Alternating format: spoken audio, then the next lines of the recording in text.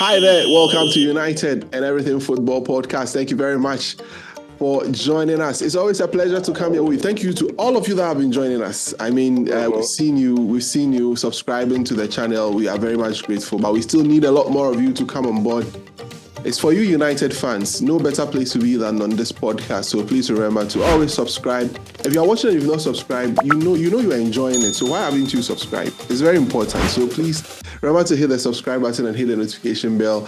And also remember to like. Your likes does a lot for the channel. It's very, very important. So please, while you watch and while you're enjoying, please remember to like the show. So I'm here today with Kwame Nkrumah, and we are joined by a man who ran away but has decided to make an appearance again.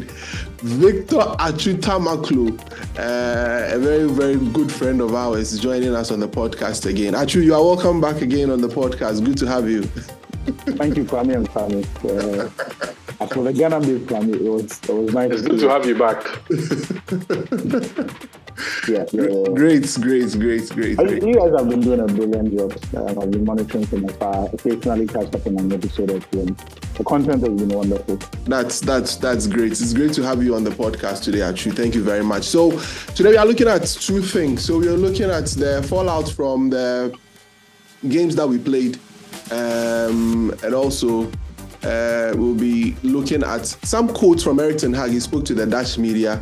Some very, very interesting quotes. We'll see. So we are making a quick turnaround. When we come back, we'll delve straight into all the issues here on United and Everything Football.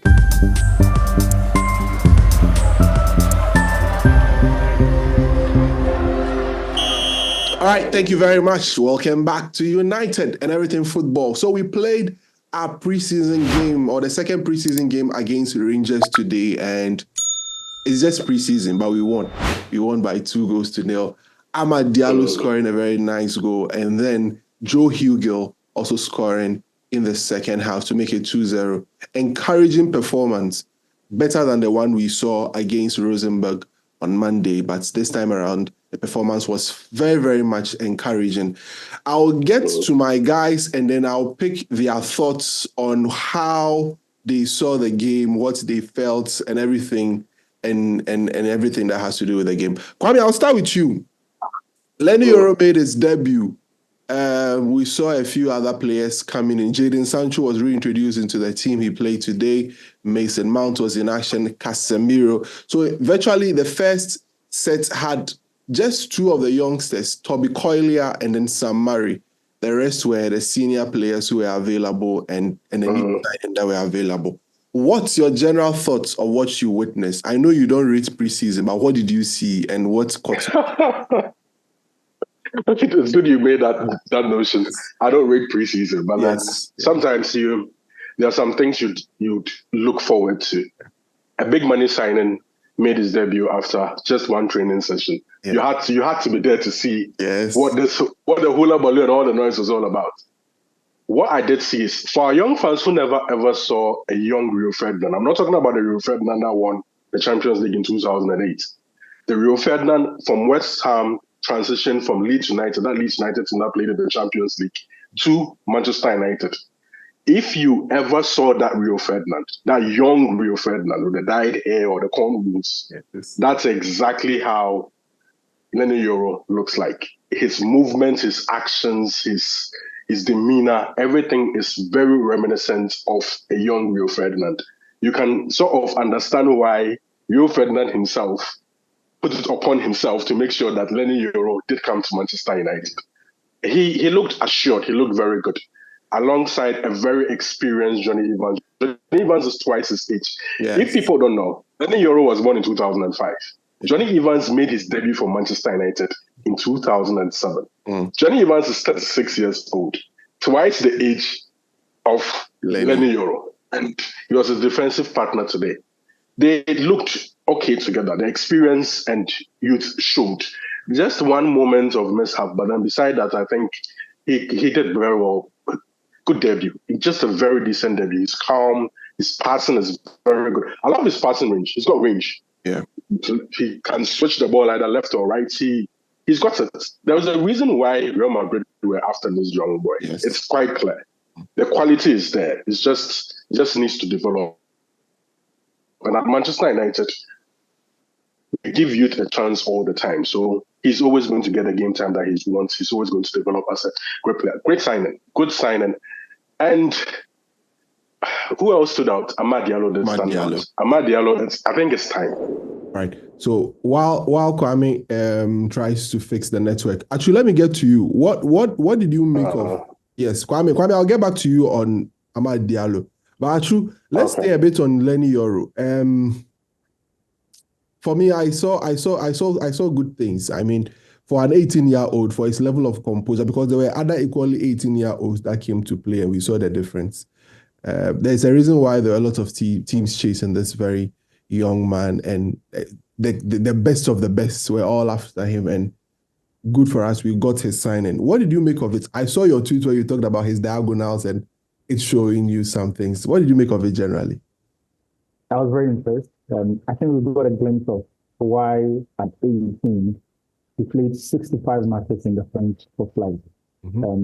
That's an average of over 32 games each season in the last 2 seasons, which is unheard of, which basically means by the time he was 17, he was an established starter in one of the top 5 leagues in the world. Yeah. And maintained that spot for 3 consecutive seasons. Now, beyond the numbers, we saw perhaps why Real Madrid stayed with him for 2 years, and in the past year trying to convince him not to sign a contract extension at Lille.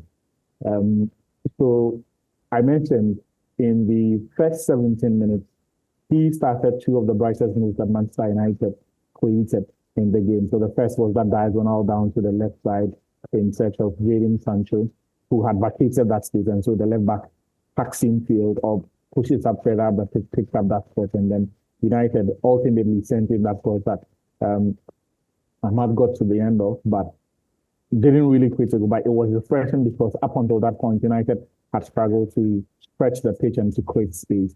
It was his long ball that created that. The goal that the second chance that Manchester United also got was another long ball that he hits. And for me, it's the fact that he can see the spaces, but even after one training session can identify who and the perfect weight on the ball, the right technique, whether to spin it, whether to lob it, and just allow the ball to hang it.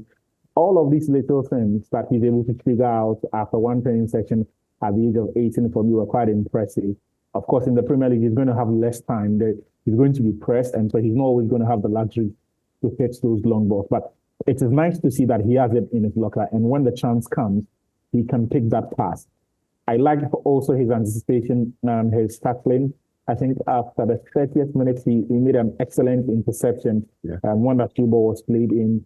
That was also refreshing to see. And I was looking back on the replays. At no point in that sequence did he seem phased. I mean, he just kept his eye on the ball, but positioned his body in a manner that gave him a good view of his immediate surroundings. So essentially, he could scan around and then see where the pass was coming from, his immediate opponent who he had to track, and if indeed there were any runners in behind, so that he can clearly communicate with his defensive teammates or his partners in defense to pick that up. And that's one trait all great centre backs have got.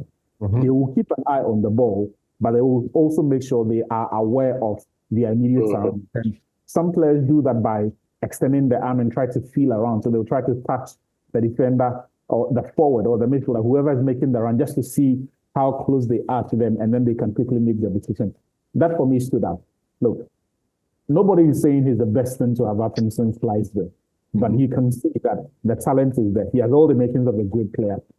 Man United have an all-timer on their hands. What they do with him is what will determine how much value they can get from him. Look, I will not be quick to hang him if he makes a mistake or two. He's not here for a day or for a season. He signed a 5-year contract with the option to extend for a further year, which means he's going to have time to grow. He's going to have the time to play out, figure out what Manchester United are, figure out his teammates and how to adjust. He will make the mistakes. We'll be here when he makes those mistakes. But I think that in the end, this is going to work out. I'm just going to conclude by saying You see how almost everyone could point out and identify the similarities with Rio Ferdinand. Mm-hmm. It is all well and obvious until the British press or the English press mentions it. Then everyone loses their mind and says, hey, typical British hype machinery. It's just pretty obvious. Nobody is saying he's going to have the sort of career Rio Ferdinand had, but you can tell the similarities in their game. Well, very well, very well. I mean, they've said everything. I don't have anything more to add. Very, very much impressed by the quality that he showed. And if you watch the game, you know it. I don't need to say anything. You know it. You saw it for yourself.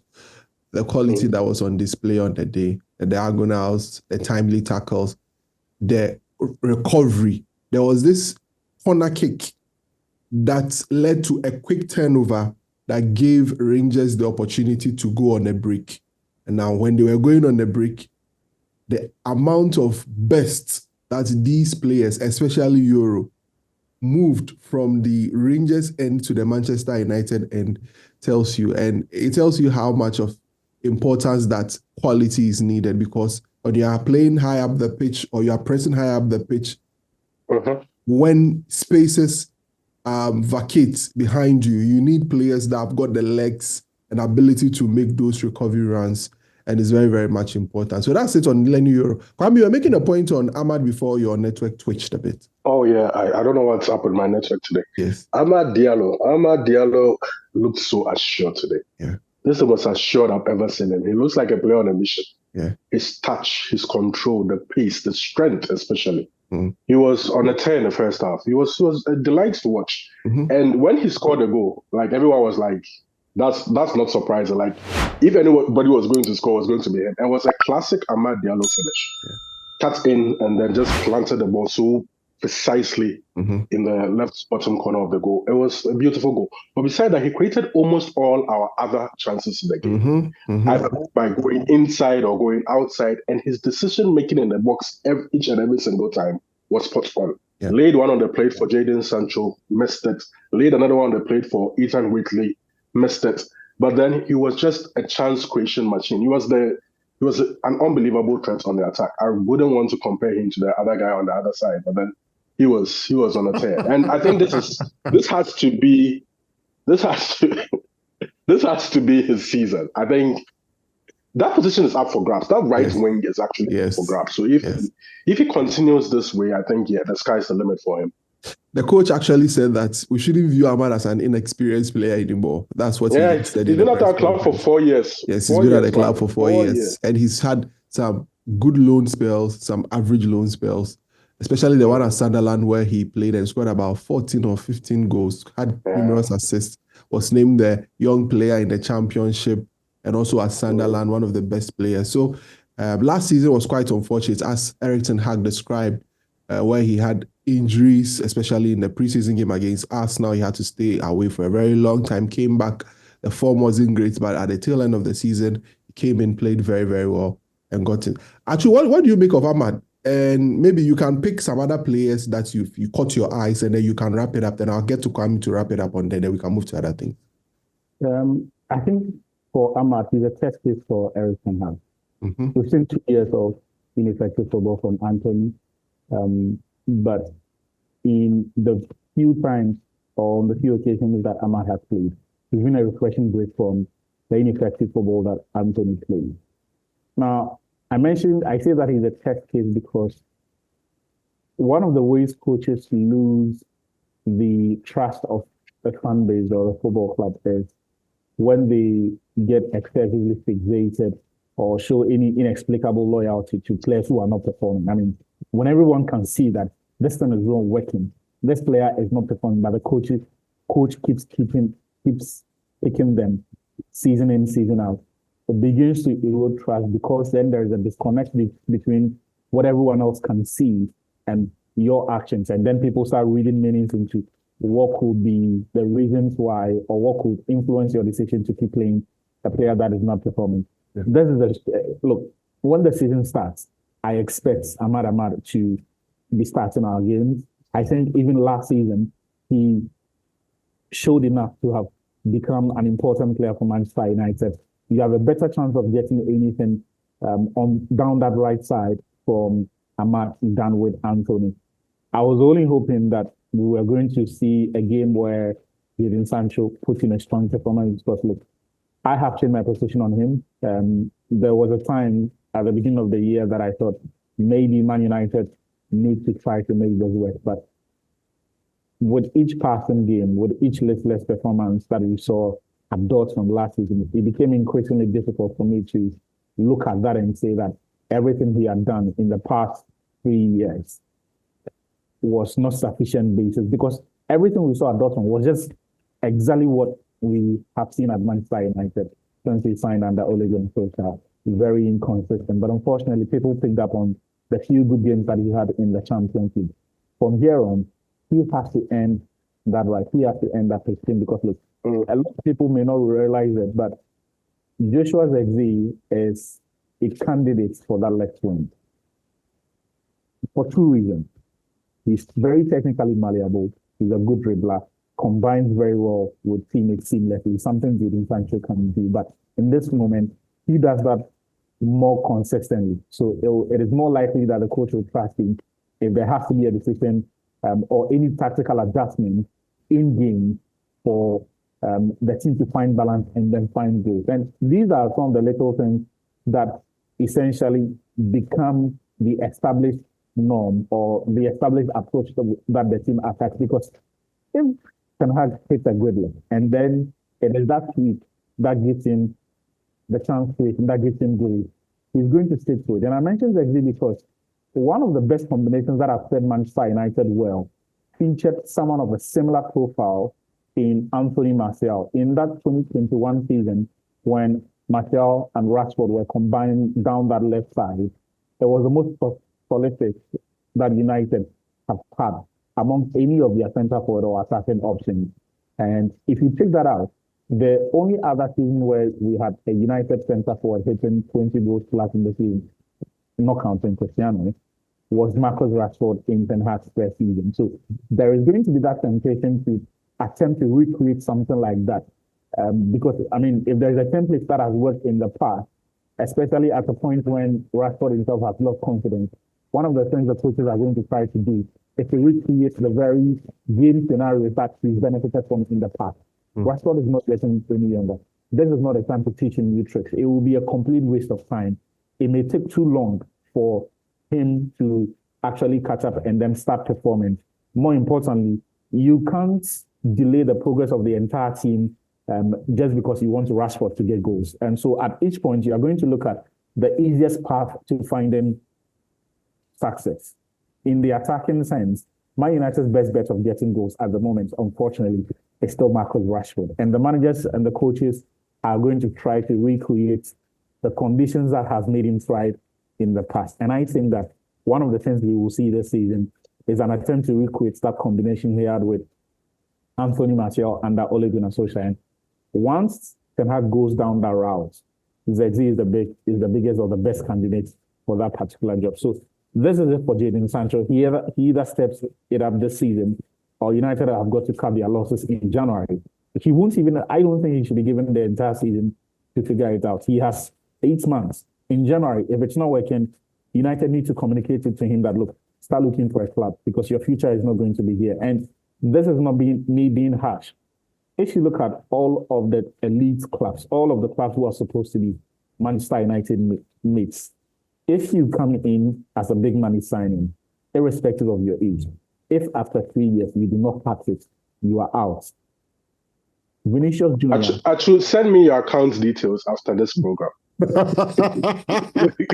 All of the great players who did not have a great start to their careers, but later figured things out, did not enter or did not complete a third season playing exactly the way they did in the first 2 seasons. There was something that changed about their game. Vinicius Junior is an example. The first 2 years were not exactly good, but in the third season, he began to find consistency, and that is what bought him time. Yeah, that is it. United have to hold players to, very high standards. And if you end the next year of your contract by the performances in the current year, Jadon Sancho has come to that point where I think he should have only 6 months or 8 maximum remaining on his contract.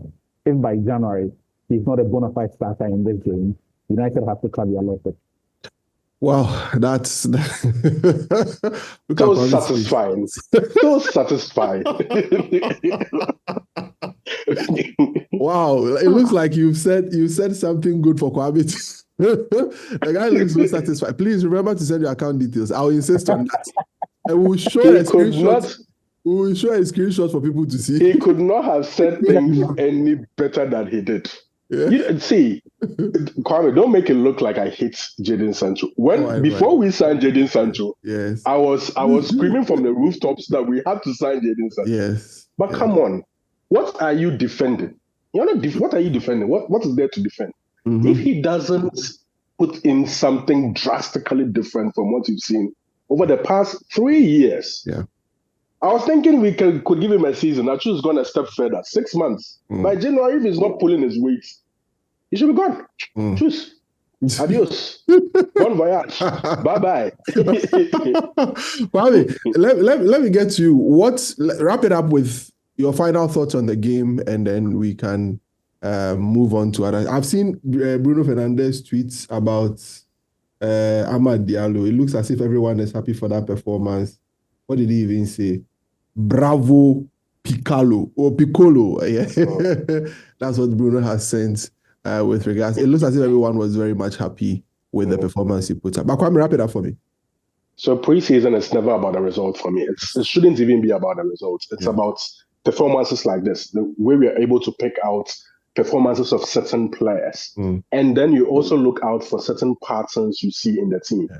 One thing that was very, very clear, we forgot to talk about Toby Collier, but then I don't know, we'll probably talk about it another time. He got a start. Yeah. I think he's going to be in and around the team. He got a start, a very nervous start. He made a few fouls that were, I think he was just too excited. But when he did settle down, he provided very, very good cover for Casemiro and freed him up a bit. I think it was a decent showing for starters. But then you look at certain patterns. What I did see is a team that is prepared to work hard together, run hard. It culminated in us looking a bit aggressive. I don't know whether that's the right word, but I don't mind that sort of aggression. I don't mind that sort of aggression all throughout the season, especially when the main boys come back. That work ethic should be there. That desire to go for the ball every single time should be there on both ends, on offense as well as in defense. I saw signs of that, but so I just hope that actually continues. All in all, it was a good showing. The kids came in the second half and did better than they actually did in the first game. Yeah. They shouldn't just think that it's just these are just dead rubber games and nobody's watching them. You would never know the next Kobe Mainoo, the next Alejandro Garnacho from any of these guys. So it was a good shift from them as well. All in all, a good day in the office. Yeah. So yeah, a good day in the office. A good day. They're going to US or something. Yeah. On Wednesday they are going to the US. The other games will kick on. We will be playing 3 games in the US. We'll play against Betis, Arsenal, and Liverpool. We make a return to England. We play against Man City in the Community Shield. And then the season kick starts proper. So that's how things are going to go. So on Wednesday. So you trust us. We will bring you everything that you need to know. Everything. Trust us, as you've always been doing. And subscribe and be part of us. Be a part of this community. So let's quickly switch to some very interesting quotes from Erik Ten Hag. Now, after all the brouhaha of there were an initial quotes, or there were first part of the interview where he talked about the breakdown in communication, where he understood. He said he understands everything that happened, that Ineos wanted new people to, they wanted to do a better assessment. And after the assessments, they came to a realization or conclusion that he was the guy to take the team to the level that they wanted to see. Things have moved on. But the second part of the interview came out today. And he talked about a few things that he has been accused of. It looked like the man was on the defensive. Accused him of a lot of things. And he said, no way, today I'm going to defend myself. And it looked he used this line very often in a lot of the quotes. Let me be clear, or let this be clear. Let me be clear. Let me be clear. One of the key things that he has been accused of by fans, by pundits, by lots of people, has to do with who determines who signs who and who makes the final decision. And he made some very interesting quotes and how things are now. I'll start with how things are now. And one of the key things he said he was asked about the signing of Zexi and United pursuing the legs. And this is what he said, that primarily these were players who were suggested by the organization. But of course, I support it. Let it be clear, and we will still make the choice together. Said that they will still be making the choices together between himself and the team. He says that in terms of scouting and recruitment, so there are a series of quotes, so I'll be reading them and I'll get to my guest. In terms of scouting and recruitment, a lot has been taken away from me. That's one thing that he said. Another thing that he said is that when people say I spend a lot of money, that's not true. The club did it. Mm-hmm. I am aware of the figures, but I don't know them in detail. This that I know, as he said, that I know is what the player will gain compared to the hierarchy in the locker room. That's also another quote. I'll share another quote. He says that all the players who came in were as a result of a joint decision. The decision was always taken in consultation with the sporting director, that is John Mertog at the time. I never made a decision alone regarding a new player. Let me read the last one. He says that we've only been working in this new organization, that's referring to the new structure, with these new people for weeks. But Ashworth is close by, a room away. I feel and notice everything he does and that he helps me and that he can help me. So that's Erik Ten Hag talking about a few things. Kwame, you've read a few of the quotes. Actually, you've heard I don't know if you paid attention very well to some of the quotes that I read. Kwame, today, Kwame is the one who handles the Twitter account, so he's the one who posts all the quotes. Today, I've reviewed it. So I know all the quotes. He knows all the quotes offhand. But Kwame, what do you make of it? I don't know where you would tackle it from how things were and how things now. That's how we are going to have the conversation now. Yeah, let's start from how things were. How things were. And then we said about how things were, and then we get to how things are now. Okay, let's get to that. Let's get to that. First of all, it only speaks to the competence of the people who were in charge before, in comparison to the competence of the people he speaks about now. He makes that clear distinction without actually saying it directly. Indirectly, he threw the old people under the bus. Indirectly, you can read in between the lines and tell that I am saying it. Indirectly, Ten Hag said the other people then shall. So they should sit somewhere. Indirectly, he made it clear that he's saying the structure now, let me be diplomatic about it, the structure now is clearly better than the structure that was there before. And someone like me has consistently said that the only reason why he had the sort of veto that he had before was simply because the people that he knew were in charge were simply not good enough. It's been clear. Meto is nobody in football. Let's just be honest. Richard Arnold, nobody. You saw these two clowns actually went to Barcelona to go and look for Frankie de Jong and spent 2 days there and came back empty-handed. They look like clowns. They didn't know what they were doing. And coming from Ajax, he also made clarity about the Ajax situation. We have always been saying naively that players were imposed on him at Ajax. He said that has never, ever happened at Ajax. It was always a joint situation where the manager, together with the sporting director, technical director, or whoever, decided on the players that even Ajax signed. So he expected something similar at Manchester United. But he also made a clarification on the veto that he had before and the veto that he has now. He said that now recruitment and all those things, a modern manager should not be able to handle that by himself. He now has the people to handle that. He mentioned the names of the people, the Vivels, the Ashworths, the Wilcoxes. They are there now. He used a certain term to describe them, that they are the best in the market, or they know the market. He says they know the market. Yes, they know the market. Yes. They know the market. They understand the market. Yes.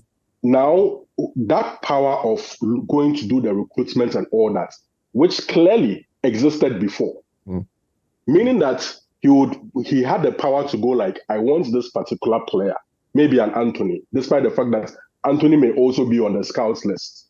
He says he wants an Anthony. The club should get him an Anthony. And the club does its best because they don't have anybody else that they think is a good alternative. They chase Anthony and try and get the manager for Anthony at all costs. In the end, paying some silly amount of money that puts so much pressure on the boy to perform. We've seen Pepe's quotes Pepe, I've asked for his quotes. The fact that a player's price value can weigh so much on a player that irrespective of your talent, you may find it hard to perform, especially at a big club. All these things, if you have the right people in charge, it doesn't happen. It's either they are going for the player for the right price or they are going for value, a player of the right value in the market. They'll say probably Anthony is too expensive. They go for somebody else. He's saying now he can't do that anymore. But his veto still remains in the sense that players are recommended for him, of which he has to decide with the club as to whether he wants to work with that particular player or not. You've seen the Ashworth quotes where he says he's never ever going to allow the club to impose any player on any manager if the manager isn't going to play that player. It's just a waste of money. So everything seems to have come together in a sense that now Erik Ten Hag is not going to worry himself. It's good for him, isn't it? He's not going to worry himself with recruiting players. The club is clearly going to recommend Matthias De Ligt, going to recommend Joshua Zirkzee, going to recommend Leny Yoro. And he's going to think that based off the position that he needs beefing up in the squad, these players are good enough, and then he gives his stamps up and the club actually goes out for them. It's a perfect situation for the football club. Perfect situation for any manager who would want to come into office just in case Erik Ten Hag himself is not there in a few years. That's what he spoke about. And I think it was a delight for me to hear. It was good that finally such clarification did come out. We are not going to be rumor mongering and then saying things off the top of our heads. We have clarity as to what happened in the past and what is going to happen in the foreseeable future. Anyway, so you can share your comment with us, what you think about the quotes that Erik Ten Hag shared with regards to how things are. He spoke a lot. I can direct you to our Twitter handle at United_podcast, at UUF_podcast on the screens, so you can read some of the quotes there. It was in Dutch, so it was translated and we put them out there. We'll go for a quick break. When we come back, I'll get to Achu, pick his thoughts on it, and then we'll bring the podcast to an end. But before that, enjoy this video from Dan Ashworth where he's talking about not imposing players on coaches, where he said that what is the use of you imposing a player on a coach when the coach wouldn't want to use it? At the end of the day, you have spent so much money on transfer fees and the coach doesn't use it. When we come back, Achu will get into the issues and then we'll try and bring down the curtain on today's episode of United and Everything Football. Because we'll be right back.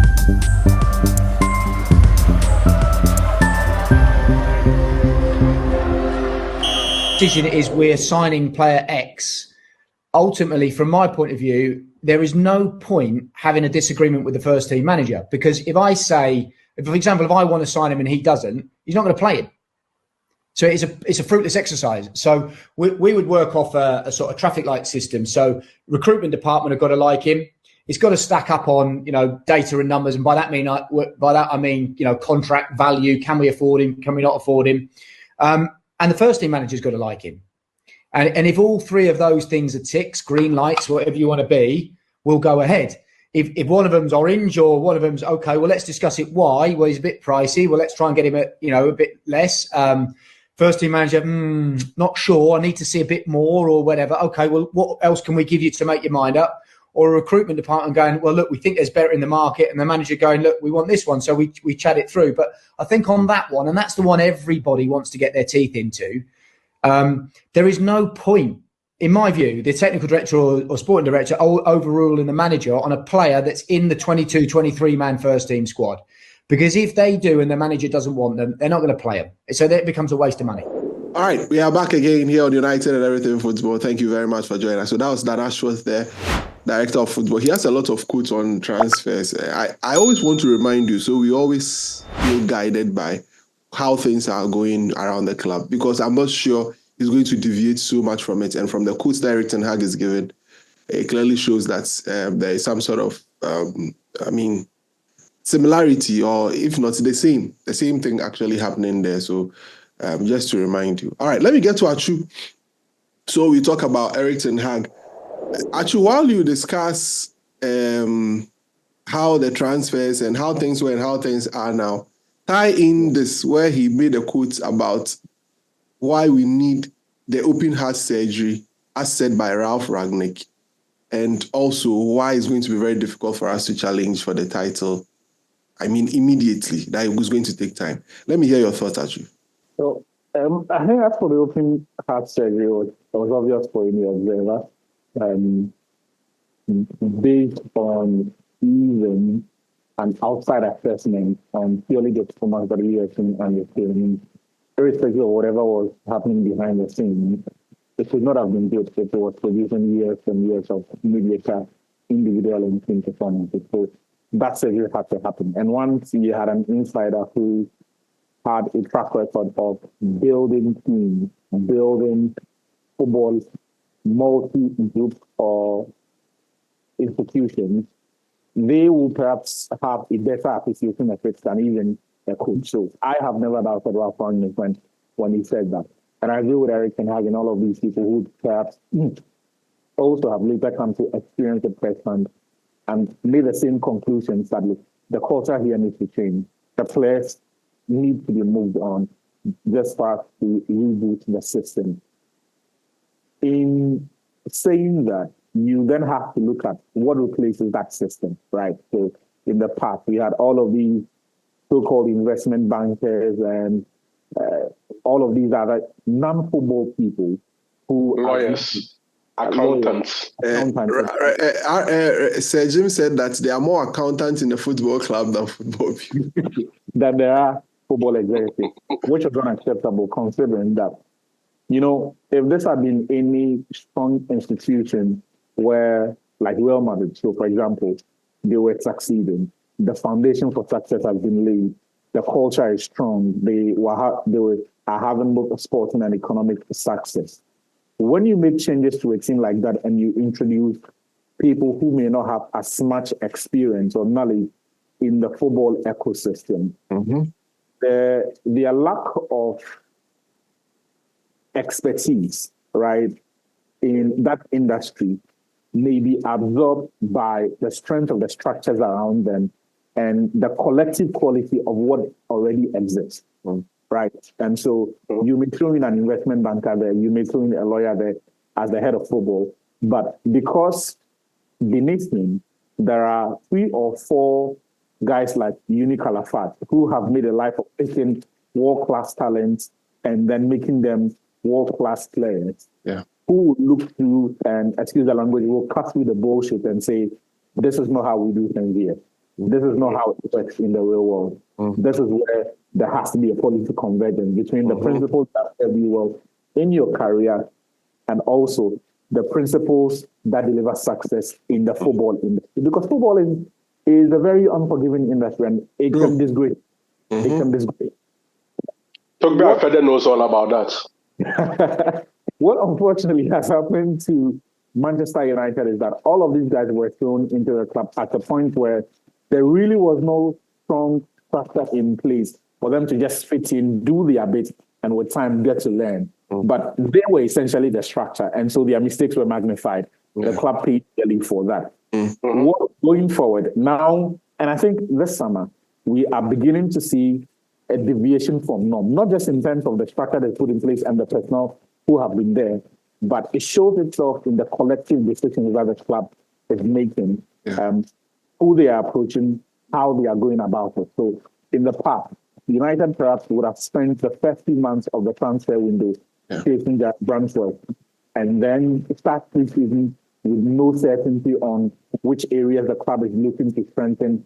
That anxiety, even though some people within the club may know what the club is doing, but the fact that outside the optics don't look great. After that first defeat to Rosenberg, there would have been panic about if this is the team we're taking into the season, then things will go south. But they have been proactive this time. They quickly identified the areas of need. So what did they do? They went out for Joshua Zexi, who for me is a brilliant signing in the sense that yes, he's not your center forward who will score 20 or 30 goals for you in a season. United need goals. We do admit that. But in him, you have someone who's very similar to Anthony Martial, but more importantly, has the most important attributes of any professional footballer, which is availability. He doesn't have a track record of getting injured. So unlike Anthony Marcel, who played less than a third of United's games last season, Zexi is going to stay fit until anything changes. This is the track record. They've gone in and then signed someone who is available. Also, I expect a minimum of 12 goals from him. And that is already an improvement on what was before, because Martial was not even playing, let alone to give us goals. Look, last season, we were always counting on Bruno Fernandes to give us goals because Rashford did not step up. Højlund had his 2 or 3 months of brilliance, and then nothing really happened for him again. So a signing that fixes a problem that you had in terms of the depth of attacking options that you've got, also gives you 10 or 12 more goals than you had last season. I'll take it any day. Yeah. What's more, United have shown themselves to have a better appreciation of the football market in the sense that, and I said this before, that it would not make sense for Man United to pay the release clause, even though Zexi was a good signing and someone they. I said that they needed to perhaps pay a few millions more, maybe 8, maybe 9 million more than the release clause. Actually, it seems like your audio has gone off briefly. So let me get to Kwame quickly. So while you fix it, we get it done. Kwame, the open heart surgery as was requested, is ongoing.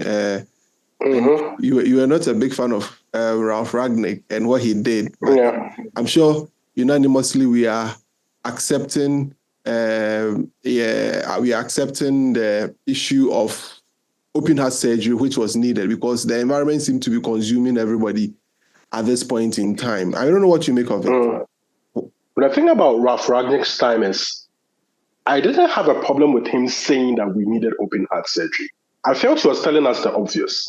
The problem I had with him at the time was that he had taken his eyes off the ball of management and playing party politics at press conferences when we needed him to actually win football matches. That was my problem then. But as to the problems at this football club, it's been glaring for quite a long time. We've been talking about these problems even before Ralph Ragnick came. Louis van Gaal even told our coach not to take this job because of the problems that have existed since 2013. Guys, since 2013. Yeah, we can hear you. Actually, it's fixed. Yeah. Okay. But Kwame, make your point. Then actually come back. So it's been a long-standing problem, which we needed to actually start taking, fixing, now, urgently. And it is taking totally different ownership for that to happen. See, no matter how long the Glazers would have stayed, if new ownership did not take over, it would have in been my the opinion, same thing. It would have been the same. It would have been the same. Because John Merton would still have been running the show. Alexander, what's his name? Arnold. Richard Arnold. Even if they sack all these people, still there is absolutely no guarantee they would have gone for the point. That's the point. Leadership starts from the very top. I think the motive of the new ownership is what is driving change. True. And then we are all for it. Actually, wrap it up and then let's bring it to an end. Yeah, so I was talking about how they went about the whole Zexi transfer in the past. Richard Arnold and his guys they would have paid the release clause up front. Yes. Now, in football business, clubs hardly pay the transfer fee in one installment. Often it's spread over years. The exception then is the release clause, which more often than not forces clubs to make one installment. Now, if it is that what we're told about Man United these days is true, that not that they have cash flow problems, but have to work with restrictions in terms of their profit and sustainability regulations and all of that, then it made more sense to perhaps negotiate to pay a higher fee, but over a longer period of time, instead of making one payment of 42 million. So I was thinking maybe 8 million or 6 million more, but they actually went one better. They were able to negotiate and pay only 2 million more than what was in the release clause. And this is what you get when you have people who know the job and know the business and know the, not necessarily shortcuts, but some of the tricks that will work for you. They understand the market. People who understand the market. Exactly. And I've also been impressed with how they've handled the Leny Yoro signing. Look, in the past, when Real Madrid went for these players, they threw everything at you. Mm-hmm. So when we went in there with them for Rafael Varane, it wasn't just Zidane. It was Yannick Calafat. It was Perez himself. It was everybody who mattered at Real Madrid. Mm-hmm. That was what they did.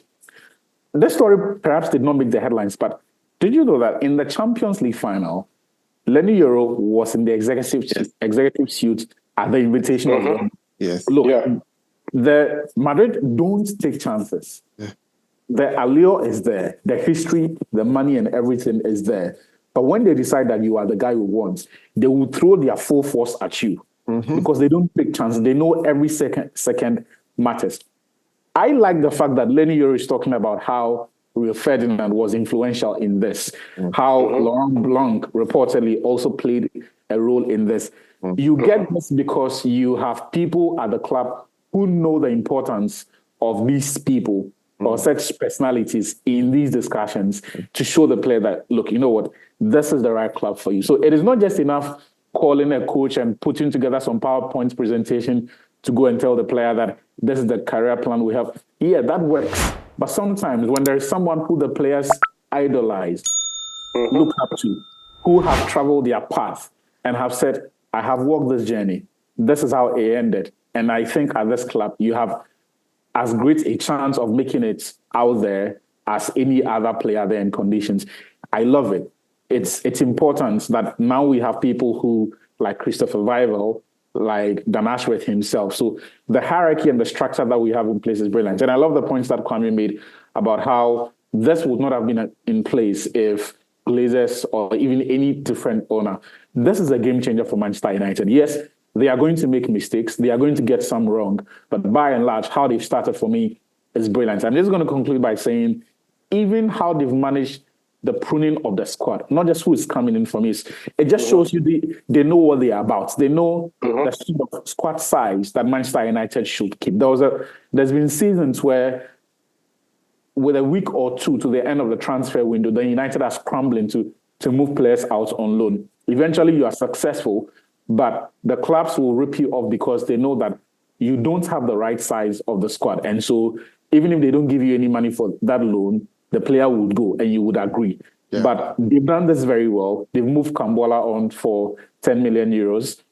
I'm told there was a buyback clause that actually mentions a specific figure that United would have to pay, or a region that United would have to pay if they want the kid back.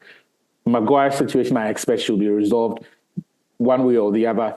If we don't get any of the players joining, he perhaps stays. But now you have a clearer picture of what the situation is. And even before the first month of the transfer window ended, we had replaced Rafael Varane. We have replaced Anthony Martial. It looks like we're going to have a midfield reinforcement as well to take care of the absence of the kid who joined from, the Moroccan kid who joined from Fiorentina. Amrabat. And hopefully someone also in attack. So I think that United are on course. They have got the right structure in place. And even more importantly, people who appreciate the challenges United have got and have got the right ideas to get us out of this situation. Oh, I wish we could go on and on and on and on. Brilliant analysis from my guys here. This is what you get here. So why do you decide not to subscribe? Why? Why do you decide not to subscribe? That's how you support the channel. That's how you're able to bring the likes of Achu and Sicho and Daddy K and all the Nathan Kwa and all the guys here on you for you to listen to them. Thank you very much, guys, for joining. Kwame, thank you very much. But I have a quick announcement to make before I go. You know, it is called United and Everything Football. Now, majority of the time, what we do is Man United. We intentionally added Everything Football. So if you're not a United fan, you can just pass by and listen to Everything Football. So from next season, we are splitting the United and Everything Football podcasts into two. So we would have the United podcast, which you would have.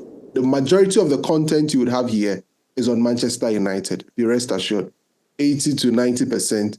I will leave some 10% for Everything Football, where we look at the Premier League and all the other leagues and other things, the Champions League, the Europa League and all the other leagues, like not exclusively to Manchester United, but every other football, events that's happening that you would also want to enjoy. Maybe, I'm not sure you want to enjoy United alone. You enjoy United, consume a lot of United, and you can enjoy the other football stuff as well. So effective August, the Everything Football podcast will be coming to you on Mondays or Tuesdays. That's when we'll be dropping the Everything Football. But the rest of the week, United Today, United Podcast. In fact, the number of times you want United Podcast, tell us, we'll do it for you.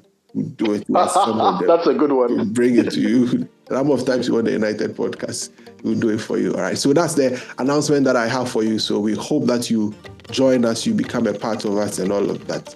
The Man United Supporters Union in Ghana also putting something together. When I come on the next episode, I would explain to you exactly what they are doing. They are putting together a very good initiative. I'll explain to you exactly what is happening. Thank you very much, Achu.